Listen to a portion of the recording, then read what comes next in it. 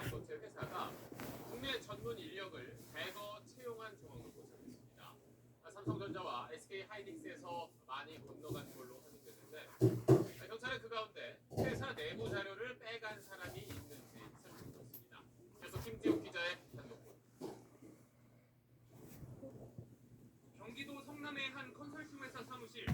경찰은 지난해 10월 이곳을 포함해 컨설팅 업체 3곳과 헤드헌팅 업체 3곳을 압수수색했습니다. 중국 청두가 오전의 의뢰로 삼성전자와 SK하이닉스의 임직원들을 빼돌리는 데 가담했다는 의혹을 확인하기 위해서입니다.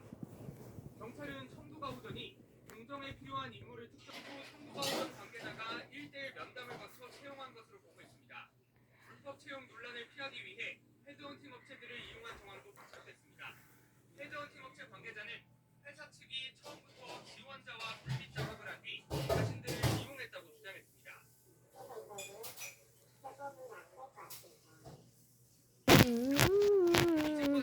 신분을 감추기 위해 영어 이름이나 가명을 사용하고 있습니다. 11억 원까지 받은 것으로 전해졌습니다.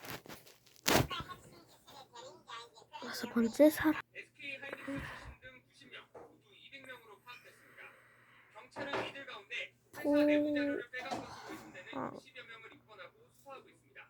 SBS 김지욱입니다. 이 내용 준비하고 있는 배준우 기자 나와 있습니다.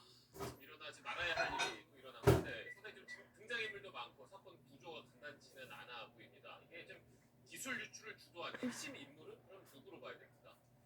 네, 경찰은 중국 반도체 회사 청두가오전 대표인 최모 씨를 핵심 인물로 의심하고 있습니다. 최 씨의 경우는 2015년부터 해외로 가서 긴생이 컴퓨터, ASMC 등 반도체 컨설팅 업체를 차렸습니다.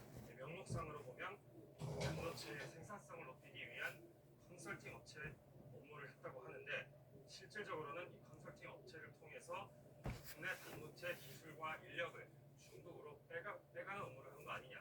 경찰이 이렇게 의심을 하고 있고요. 이렇게 인력과 기술을 확보를 해서 지난 2020년에는 최 씨가 직접 반도체 제조회사인 청두가오전을 설립한 것으로 보고 있습니다.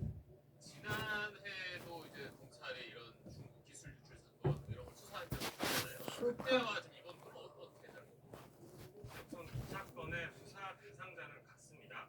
수원지검이 지난해 6월 삼성 반도체 공장 설계도를 중국으로 빼돌린 혐의로 최 씨를 구속해서 재판에 넘겼습니다. 이때는 공장 설계도와 공장 건축에 필요한 시설을 유출하는 데 초점이 맞춰져 있었는데 이거는 공장 설립이 무산이 됐고요. 이번에 경찰이